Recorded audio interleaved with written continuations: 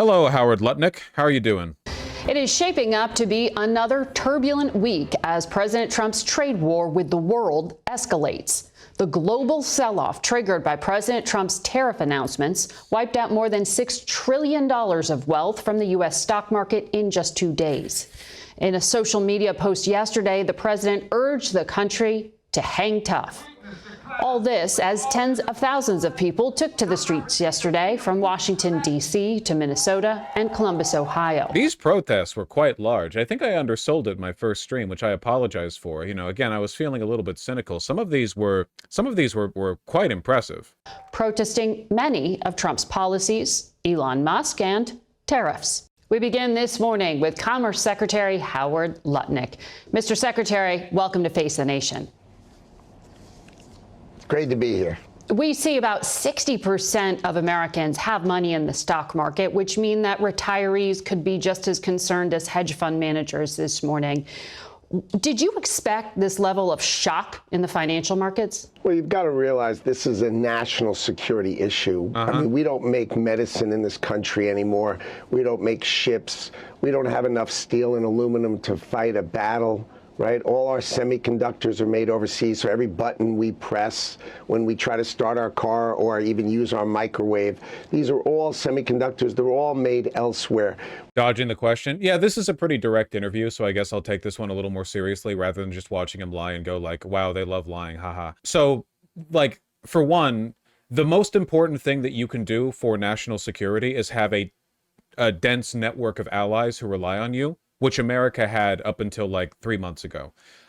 We were the leaders of the world's largest and most powerful military alliance, tons and tons of allies, and even countries that aren't directly militarily allied with us are so dependent on us economically that any double crossing against us would be insane. Vietnam, for example, a country which is right next to China, is massively loyal to us, trades with us extensively, and is a huge political and economic partner, in large part because prior history with China, they don't like each other, but also because being a friend of ours provides for them a security blanket. All of that is gone now. All of that is gone now. Now, if you wanted to reignite domestic manufacturing when it comes to national security production, here's a question.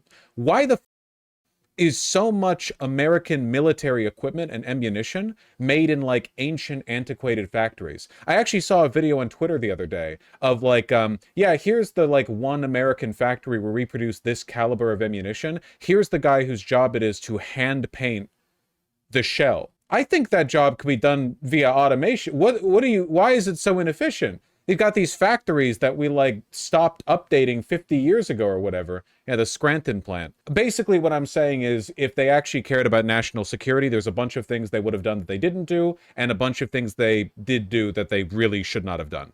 We've got to start to protect ourselves, and we've got to stop having all the countries of the world ripping us off. We have a $1.2 trillion trade deficit, and the rest of the world... I have a trade deficit with my grocery store, and that I go there with my money and buy... No, man, you don't understand. You're getting ripped off by your local hairdresser. You should both go down there and insist that you should both give each other equal amounts of money to dress each other's hair. You're telling me you went down to the store and you bought a t-shirt but didn't construct your own t-shirt at home to bring to the store to sell to them for an equal amount? The world has a surplus with us. They're earning our money. They're taking our money. Right. And Donald Trump has seen this, and he's going to stop it. So notice how he said earning our money at first, but then he realized that that would imply that they've done something to earn it. So then he had to say taking our money, as if they're not getting that money for goods and services that we provide or that we benefit from, Oh, they've earned our money. You mean for the goods and services they provided us? Okay, that sounds fine. It's not scary enough. it is going to be a big change. Of course it's going to be a big change, but the rest of the world has been ripping us off for all these many years. Donald Trump has seen it. He's spoken about it. I understand that. And he's just not going to take it anymore, and that's his model. And that was abundantly clear during the presidential campaign how much the president truly believes in tariffs and putting him at the center of his economic. It really is sickening that for all the privilege Americans enjoy, we still think that we're the dispossessed ones in the world, or at least a significant portion of Americans. The idea that we're getting ripped ripped off by countries like Laos and Cambodia, we deserve to suffer immensely. Like, genuinely, spiritually, this is a this is a level of moral sickness that exceeds countries even like Russia or Israel, you know? Genuinely. Or maybe it equals Israel, because Israel loves to complain that everyone's mean to them while we give them billions of dollars of free weapons or whatever. Maybe that is the equal. Maybe that's the template. I don't know. It's disgusting is my point. Like, the idea of these, you have so much here, and we're still crybabies over it. Economic policy. But you saw absolute panic in the global markets. Did you expect that, or were you surprised? No, I think the point is you need to reset the power of the United States of America and reset down to a lower point. All our allies and our enemies alike. The idea that all the countries of the world can run trade surpluses with America and buy our things with us. Remember, $1.2 trillion. In 1980, we were a net investor, meaning we owned more of the rest of the world than they owned of us. Yeah, it's a different world. It's a different market. So for those of you who don't know, a country owning more of us means they've invested in us. This is doublethink. You can't say we want more countries to invest in us, but then also say it's bad that countries own more of us. That is what investing in us means, definitionally. You can't complain about one thing and then praise its synonym. Foreign investment in this country has made this country extremely wealthy. I think there could be some tweaking there legally, by the way, with regards to like land ownership or whatever. Like, I think there's some stuff you can fiddle with in the margins, but he's not talking about that. They did the global tariffs. We're not fiddling with the margins here. They own $18 trillion of us net. So that means, or in other words, they invested $18 trillion in the country and were very, very, very, very wealthy. Again, like, you can't say it's, oh, we love it when countries invest in us. We hate it when they own portions of our country. Well, what do you want?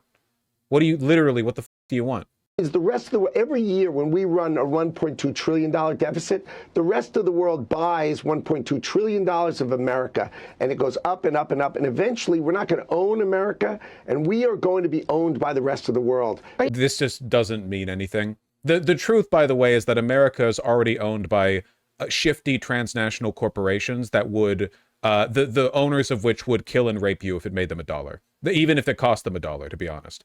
The whole world is owned by like a cabal of transnational capitalists who cooperate with one another and for the most part like get along pretty well. American capitalists get along well with Chinese capitalists, get along well with Russian capitalists, get along well with like for the most part, like, we're talking about people with a very, very, very distinct sort of personal interest to your own. The idea, like, national corporatism isn't a thing anymore. Imagine if we had a war and we can't build a ship, we can't fly a plane, we can't build our own planes, we don't have. That's a crazy thing to imagine because it's not true, but you know, it's truer now than it was before, by the way. Like, we're closer to that point now than we used to be. Our own semiconductors. This is what the president is here to fix for America. It's in his hands, and he wants to fix America. This is his chance to fix America, and we need him to fix it for our children and our grandchildren. Okay, but for businesses to do what you're doing, because what I hear you laying out there is a plan to reindustrialize the United States and to bring companies back to America. For a CEO to choose to invest. Well said. But for a CEO to... Well, flat description of the plan. Well said. I couldn't have put it better myself. Make those decisions. You know this. They need certainty. They need to know if it costs them more to stay overseas or if it costs them more to move here. So can you give them clarity so that they don't just cut jobs because they're dealing with the cost of these tariffs? Can you tell them how long they're staying in place? Absolutely. The United States of America is going to protect the people who invest in America. Investing in America means buying a portion of America. Guys, it's so difficult to not crash out watching stuff like this. Investing in America means buying into America, means owning a portion of America. That's what investing into America means. If you're building factories in America, that's a portion of the American, like, economic block that you now own. No, don't invest in America. You'll own us. Yeah. Trillions and trillions of dollars, you heard the president speak about it, are coming to invest in America. This is the economy of the world. We are the consumer of the world, and companies need to build it here, and we will protect them for building it here. Okay, we will so help the American workers. Yes, American workers are more expensive, but they're better. We're going to protect all the factories that come to America. They're better. Actually, attempts, at my understanding, based on like the niche little like fashion info knowledge that I've gleaned, is that for the most part, attempts to do domestic clothing manufacturing in America have largely not worked out the way people want them to, because the work is really difficult and Americans don't want to do it. It's just that. Americans are lazy and stupid and fat and ugly and smelly. They don't want to do it. There are textile factories and clothes manufacturing facilities in America. They employ almost entirely immigrants because they're willing to do that work. And I'm not just talking about sweatshops. I mean like regular wage jobs. They're just difficult. Like, what do you think a factory job is? Like, actually think for a second what the job of a textile worker in a factory is. Like, think in your head what that looks like. What do you think you're doing? You have a gigantic pile of clothing on one side of your sewing machine, and then you put it in the sewing machine, and you very carefully stitch it together, and then you put it on the other side, and then you do that 1,000 times a day. It takes a lot of skill and concentration, but it's also grueling, difficult, repetitive work. It's not very mentally engaging. And then it would cost a lot more. America, and that's what's coming here. So okay, the president is the 10% tariff He's going to protect them. Well, remember, this is a national security issue. I got it. Is the 10% tariff our budget permanent? Deficit? That, you know, the laws of America, the laws of I don't know why these people are still doing TV interviews. There's like an upper limit on how much bullshit you can say. Like, no one's being convinced by this. Literally, no one is watching CBS News Face the Nation and going like, yeah, I think Howard Lutnick had a really good point here or something. Literally, like, what is the point? America. He would like it to be that we need to protect the companies that invest here, and we are going to protect the companies that invest here. That is the policy of the United States of America. That's why trillions of dollars are coming here.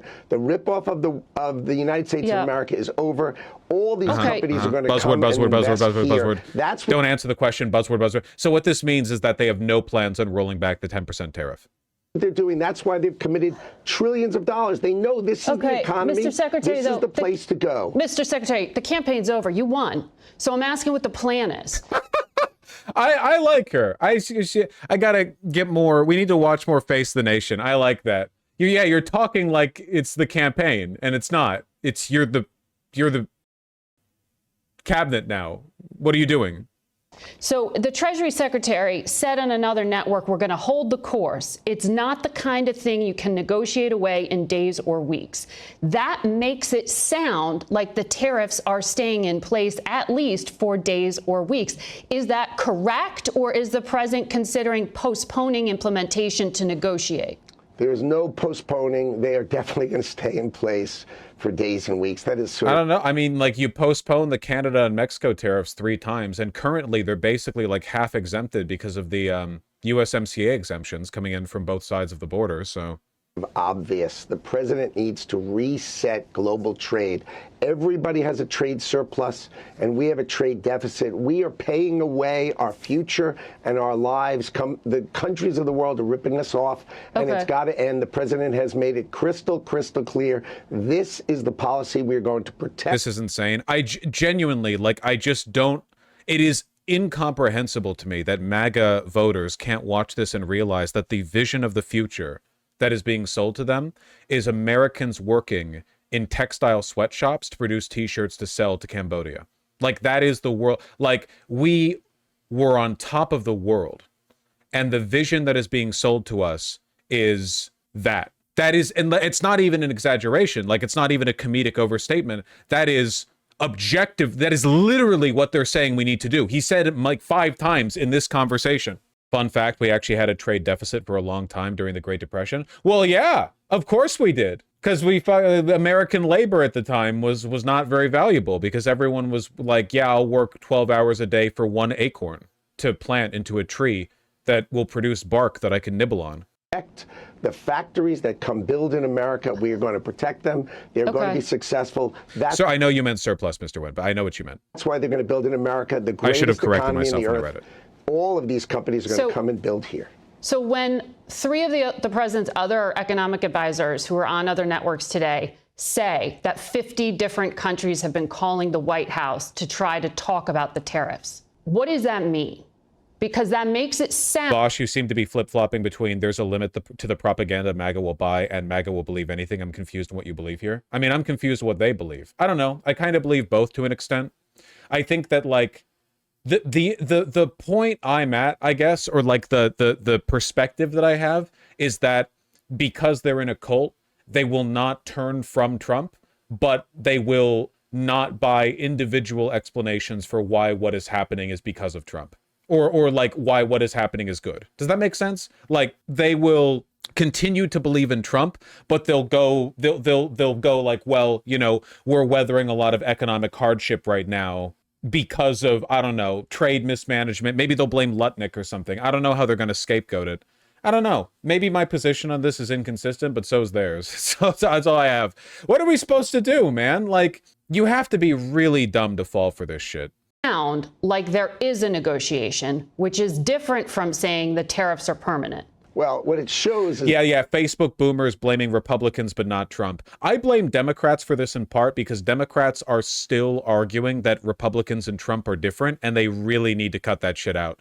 They need to stop distinguishing the two because it makes it like they are literally, they're one and the same, man. They're doing the same thing. You can't keep pretending, you know? That all these countries know that they've been ripping us off and the day has come for that to end. Now, the problem is it's not just tariffs. Like, I'll give you an example. Like Vietnam said they'd like to be 0-0. Remember, Vietnam sends us $120 billion worth of goods every year. Yes, and cheap we send manufacturing. them about $12 billion. Wait, we send them Yeah, because they make stuff for us to buy and they're too poor to buy our stuff. $12 billion. So it's not the tariffs. It has nothing to do with tariffs. If they went to 0-0, they would go to $200 billion with us. Which they can't need to afford. stop the ripoff, and 0-0 is the way. I to know, make but we don't have more of 0-0. a- So again, like, what tariffs would Vietnam be removing from us? It makes absolutely no sense. Like, what he's acknowledging here is that they're not being tariffed based on reciprocal tariffs. They're being tariffed on a trade deficit, but the trade deficit is a consequence of a wealth imbalance in the countries. Vietnam will not be able to summon the wealth to buy an equivalent amount of goods from America. So the implication here is like, it doesn't matter what you do tariff-wise, since there's nothing they can do to address the trade imbalance, they're not going to have the tariffs removed. It's meaningless. Sir, we don't have 0-0, actually, because when we saw the president stand in the Rose Garden holding up that chart that you helped make, that wasn't actually tariffs. That was actually confusing to investors because it was some kind of other formula, and the countries themselves seemed kind of random. Like, why are the Heard and McDonald Islands, which don't export to the United States and are quite literally inhabited by penguins, why do they face a 10% tariffs? Did you use AI to generate this? I like her. No. No.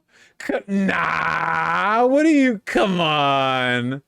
You know we both know this is all bullshit, and I'm just here to rep the talking points. Don't press me on this, like, really obvious, embarrassing shit. Come on. The idea is Why that there are they no on the countries list? left off. Because the idea, what happens is, if you leave anything off the list, the countries that try to basically arbitrage America go through those countries to us. Any country, like we had tariffs, the president put tariffs on China, right, in 2018. And then what China started doing is they started going through other countries to America. Right. They just built through other countries through America. And so the president knows that. He's tired of it, and he's going to fix that. So basically he said, look, I can't let any part of the world be a place where China... I'm sure that they were routing a lot of industry through the Penguin Islands to get to what he's describing. By the way, isn't necessarily incorrect, the avoiding tariffs by using shell companies in other countries. I don't think they were doing that for the McDonald Island. I'm sorry. I just don't think they were. I'd like to see some evidence at that point. Or other countries can ship through them. Through so the he ended those loopholes, these ridiculous loopholes. And now what he's trying to say is, I'm going to fix the trade deficit of the United States of America. It's a national security issue. We need to make medicine. We need to make semiconductors. Back to the talking points. Back to the weave. Back to the talking points. Back to the weave. Come on. We need the greatness of America to actually be built in America. And he's tired of getting ripped off by the rest of the world. Okay, but just to be clear, April 9th, the so-called retaliatory tariffs, the reciprocal tariffs, I should say, are those coming or are they open to negotiation? The tariffs are coming. He announced it, and he wasn't kidding. It's crazy that, like, getting an exclusive interview with a member of the president's cabinet used to be a big deal where you could glean a lot of useful information. And now it's like, do you want to hear a guy ineptly repeat what Trump said in a speech a few days ago? And then if you ask him for clarification, he says, we could have you killed if we wanted to. Anyway, and then he goes back to the weave. The tariffs are coming. Of course they are. Okay. Is the administration considering any kind of offset, any kind of subsidy? You mentioned the first administration, there was some bailout to farmers to help them deal with the pain from Chinese retaliation. Are you looking at that now? Not that I have not participated in any meetings with respect to that. The country. Do you think a member of the cabinet making an address like this to the nation on a news site should be considered under oath? Honestly, I think all politicians should be under oath when they're acting in any official capacity and not speaking on matters of national security. Now, obviously, like, applying that would be very difficult and an uphill battle.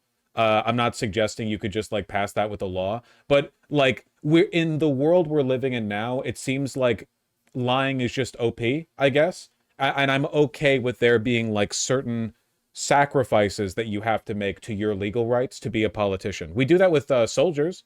Like, if you're a soldier, you lose so many rights. You lose so many legal rights, right? Like, you can walk off a job. You cannot walk off a military base. Like, but a soldier is just a random grunt. Like, these are politicians. These are members of the presidential cabinet, you know? Politicians should not have legal rights, Lamau. True. Is focused on, you realize trillions of dollars of factories are going to be built in America. That's huge GDP. Oh, I'm sure. I'm sure, Queen. Absolutely, 100%. I think, again, do the math in your head, okay? It takes very little money, by our standards, to make a t-shirt in Vietnam. Let's say $1. Let's say $2, even though it's not $2. Depends on the t-shirt. $2, okay?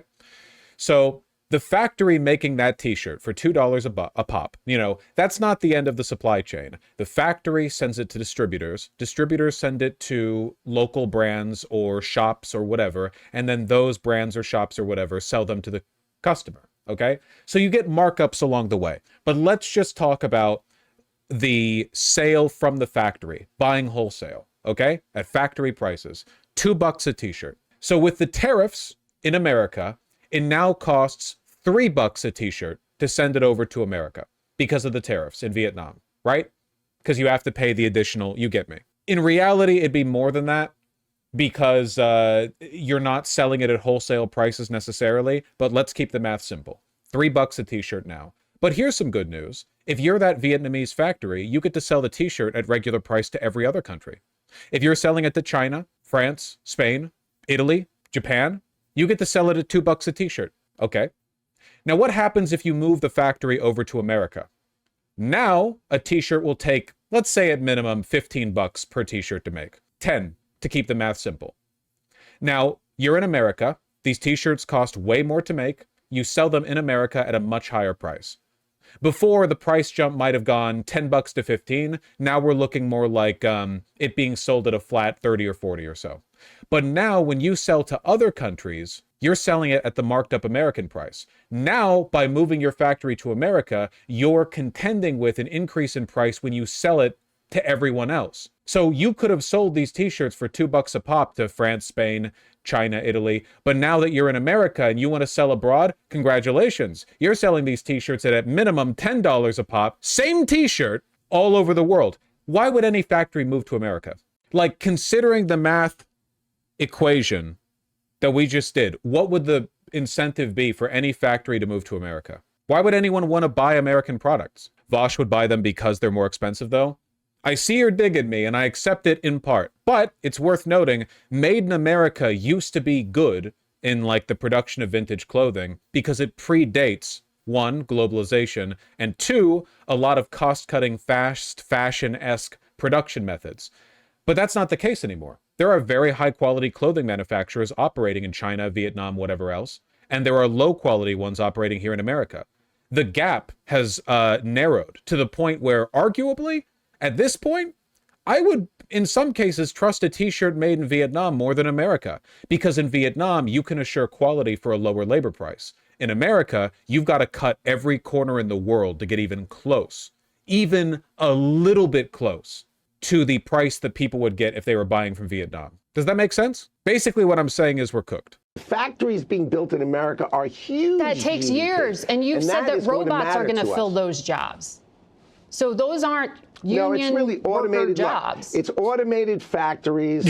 He can't even keep the goddamn narrative straight. Yeah, we're going to get all these big, beautiful American manufacturing jobs in our automated factories that robots control. Automated factories, but the key is who's going to build the factories, who's going to operate the factories, who's going to make... Robots. Who's going to operate the automated factories? Robots. That's the point. Make them work. Great American workers. You know, we are going to replace on other the networks. armies of millions of people. Well, remember, the army of millions and millions of human beings screwing in little screws to make iPhones. That kind of thing is going to come to America. It's going to be automated, and great America. What? Are we getting jobs here or not? Can you settle on a consistent lie? He's got like 3 different mutually exclusive versions of a lie that he keeps like switching between. We want people to invest in America, but we don't want them to own a portion of America. We're going to bring manufacturing back to America, but only in the form of automated plants. You know, these tariffs are based on like reciprocal tariffs, but they're also based on trade deficits. You know, the trade imbalance with Vietnam has to be corrected, but we don't want them to be able to buy our products because they're only going to get more expensive when they're manufactured here. What's going on, man? Americans, the trade craft of America is going to fix them, is going to work on them. They're going to be mechanics. There's going to be HVAC specialists. There's going to be electricians. The trade craft of America are high school educated Americans. The core to our workforce is going to have the greatest resurgence of jobs in the history of America to work on these high-tech factories, which are all coming to America. That's what's going to build our next generation of America. Are you concerned in the time it will take for a company to move to America that it will benefit China in the immediate term, that other markets will look to other suppliers instead of dealing with the United States? That is ridiculous. The problem is everyone in the world... That is ridiculous, that objective fact that is happening. Other countries already reaching out to China to establish closer trade relations. South Korea, Japan, the EU. It's just, that's ridiculous.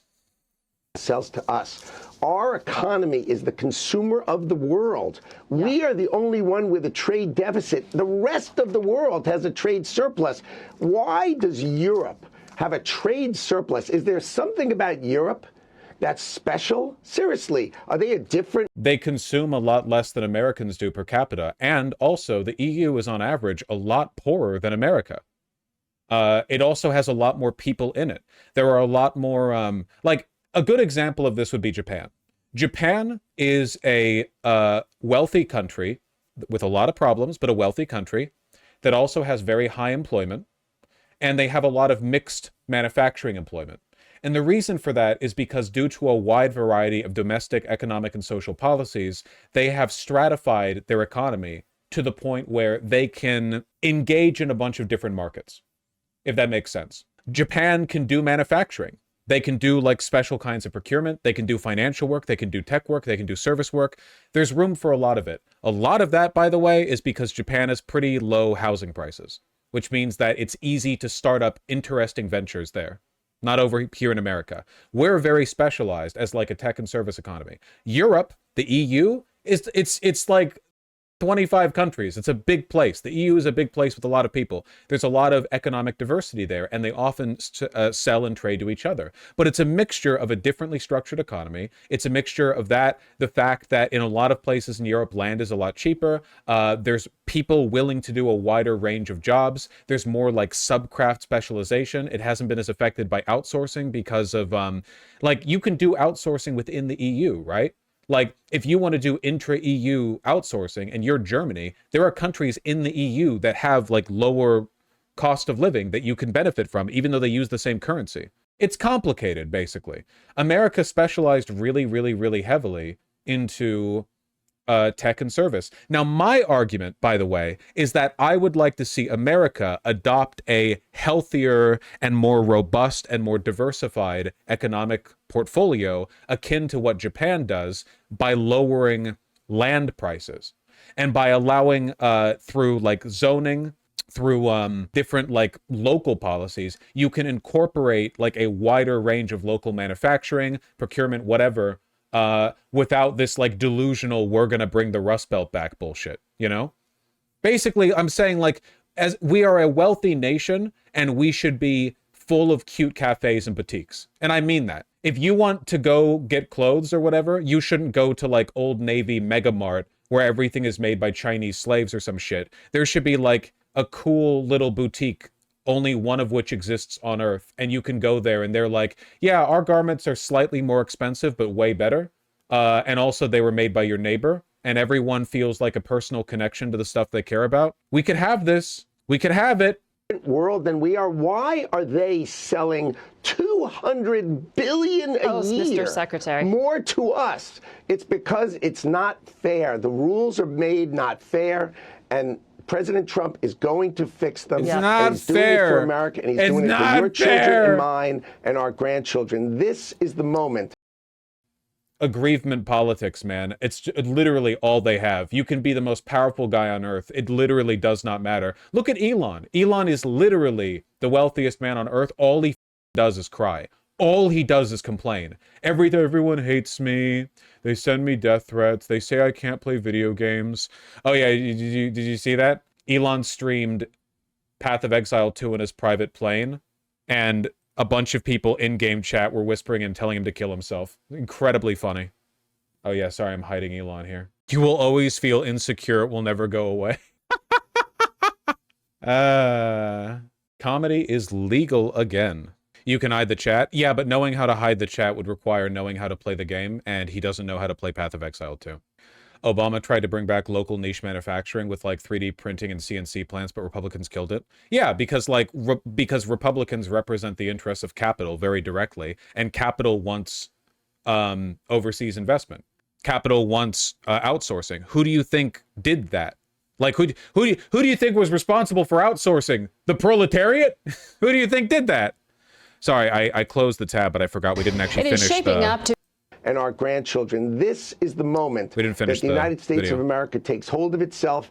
And Donald Trump's been talking about this his whole life. This is Donald Trump's agenda, and we are all here to help him execute it. No, please continue to like directly ascribe this to Trump. I want this to be like, you know, whatever. We will take him at his word quite literally. Thank you, Mr. Secretary, for your. She did a fantastic job. Margaret Brennan, I've seen her plenty of times before. I just haven't really committed her name to my mind. Look at the comments. The comments are going to be exclusively anti-Howard Lutnick. It's the Face the Nation YouTube channel. She did a great job. Did you see Bessent might be trying to escape? Yeah, but I'll believe it when I see it. Like, I'll see it happening when it happens, you know?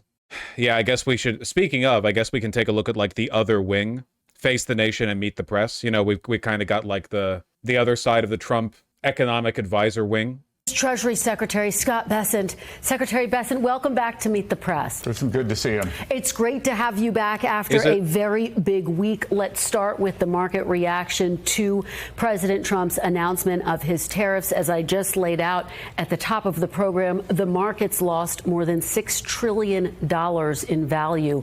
Was this disruption always part of the plan, Mr. Secretary? Look, markets are organic, the animals, and you never know what the reaction's going to be. Dude, we like I'm gonna be honest with you. I'm like a big money guy. I'm the Treasury Secretary. No one knew that the markets would respond poorly to tariffing the whole planet by an average of 30% or something. No one could have guessed that. No one's ever like tried it before. And like, we're learning as we go. And honestly, it's been a real experience, you know? It's been like a real learning experience the whole time. One thing that I can tell you as the Treasury Secretary, what I've been very impressed with is the market infrastructure, that we had record volume on Friday, and everything is working very smoothly, so the American people, they can be very, take great comfort in that. And in terms of when I watch people like this beef answers to questions that they should be prepared for, and we see this during like debates as well. You're given an easy layup question, they have no answer for it. Sometimes I think like, what are you doing, man? I know you're evil. Don't you have like, I don't know, don't you know what they're going to ask you? How are your answers so bad? But then I remember like, I'm a live streamer and my job is less stressful than theirs. And sometimes I have a bad night because I stay up too late playing video games, then sleep poorly. And then I wake up and I'm like, and then I show up to stream late and I forget all the topics that I was going to cover that day. And I think they're probably in the same boat. Like basically I'm accusing him of a live streamer level of professionalism, because I think that's the boat they're in, right? It's not like there are standards over there. It's not like they're having cabinet meetings and the president is like, shape up, you need to do a better job pushing this message. This is what I want to sell the American people. This is what I want. Like Trump is just off golfing and everyone else is like, okay, I guess I'll like justify this or whatever. I don't think there's much top-down discipline because there's no discipline at the top. The top right now is Trump and Elon. How much discipline could they possibly be demanding of the people below them? It's probably the, what's the name of that woman who's been commanding Trump's press? Not press, sorry, his staff. The woman, she's like actually quite intelligent. Susie Wiles, thank you. She might be trying to like mandate a message. Honestly, I have a feeling they're probably calling her a stupid bitch and ignoring her. Like, what is her, like, she cares, you know? But like they don't, so they're just gonna be like, F you, mom. I'm gonna go on Meet the Press and not have an answer for the obvious first question. Yeah, we had no idea tariffing every country on earth would lead to a market crash. Besson is literally gay. He hates women. That's true. Can we talk about how gay men are, it's misogynistic to be gay? Very under-discussed subject. The market reaction, look, we get these short-term market reactions from time to time. The market consistently, underestimates Donald Trump. I remember that in 2016, the night President Trump won, the market crashed. And it did not crash like this, man. The market had a downturn because people were surprised by the result. Not like this, man.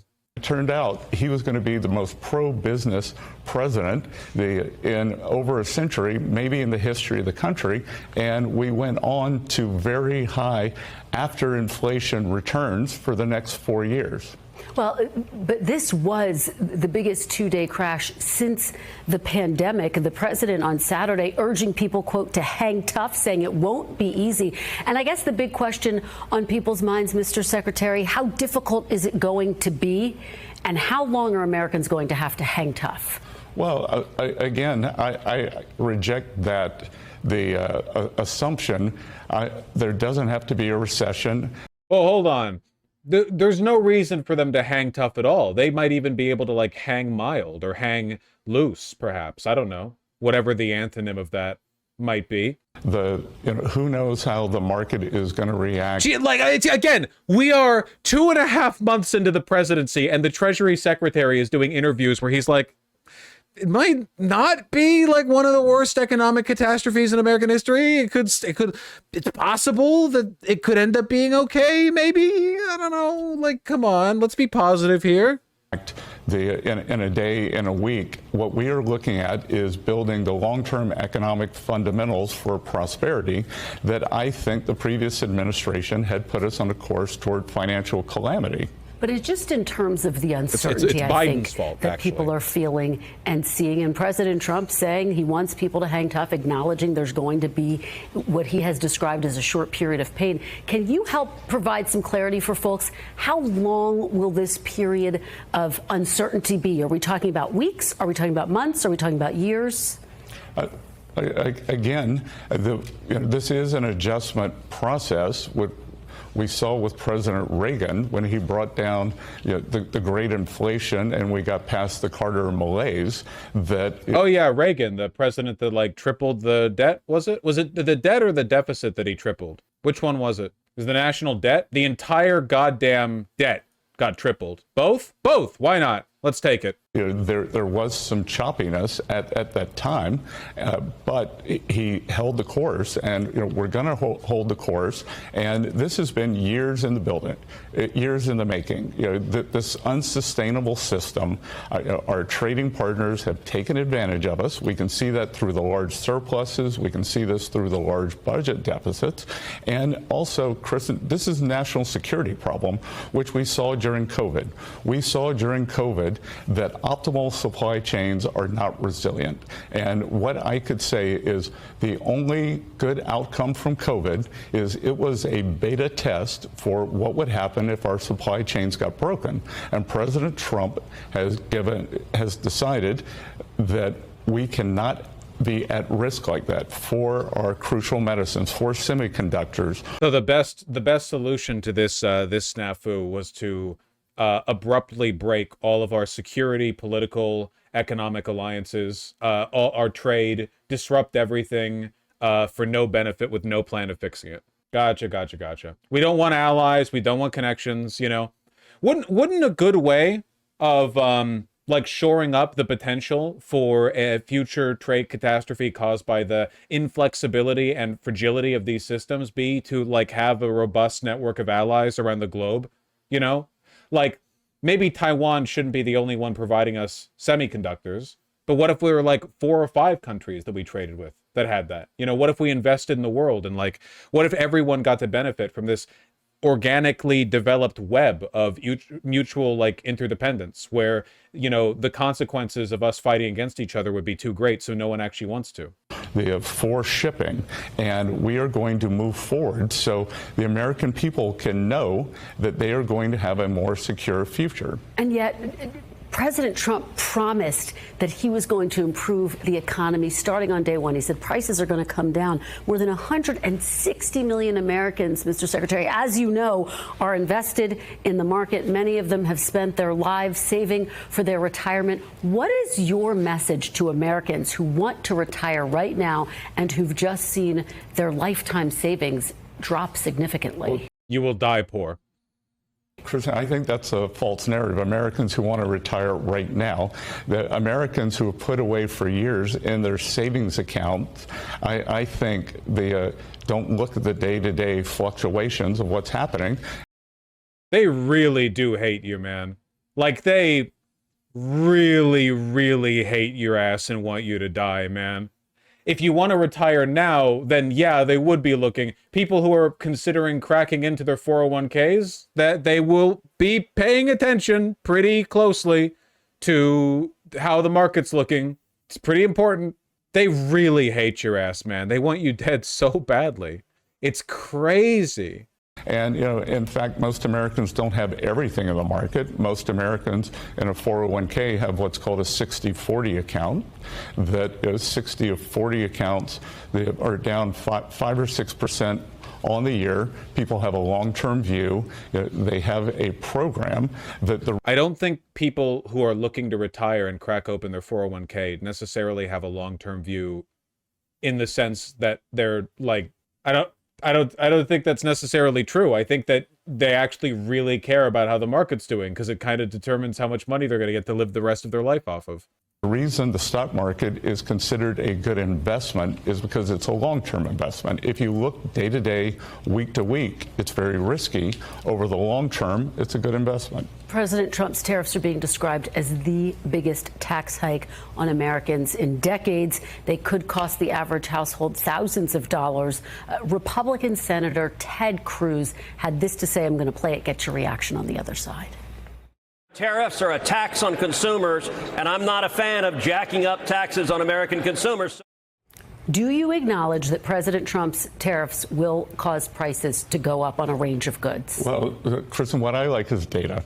And if we look at data from President Trump's first term, and there's a big study that just came out from a group of economists, mostly at MIT, that showed that a 20% tariff on China led to a 0.7% tax or price level increase over 4 years. I think that's pretty good. If we can take in the tariffs the Trump administration put in their first term were bad. They were ruinous.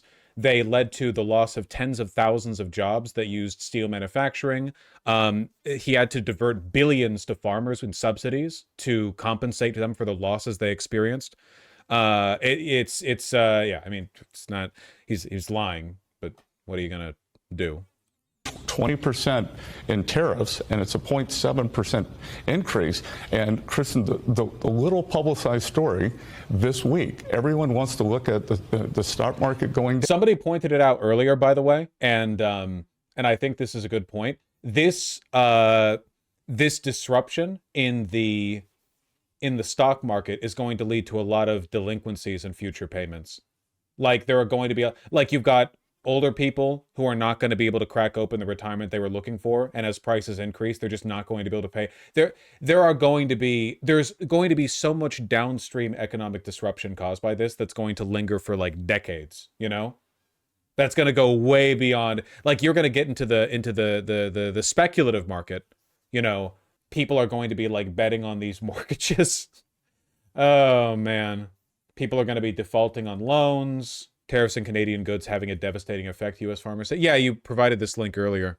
Some U.S. farmers say the tariffs are already making it harder for producers in their country, already long accustomed to hardship, to make a living. Most farmers are pretty used to adversary things in situations like this.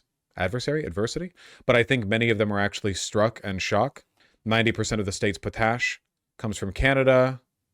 Much of its farming equipment carries a Made in Canada stamp. Time machine needed to undo damage. Okay, all right.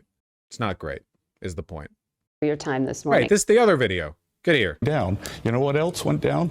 Oil prices went down almost 15%. That's not good. The fact that the Treasury Secretary is touting a dip in oil prices as though that was a good thing, insane. Absolutely insane. In 2 days, which impacts working Americans much more than the stock market does. Interest rates hit their low for the year, so I'm expecting the mortgage applications to pick up. Well, just to be very clear, though, I mean, during President Trump's first Question is lying or stupid? Lying.